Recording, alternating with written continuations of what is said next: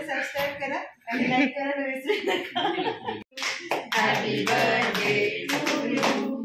happy birthday dear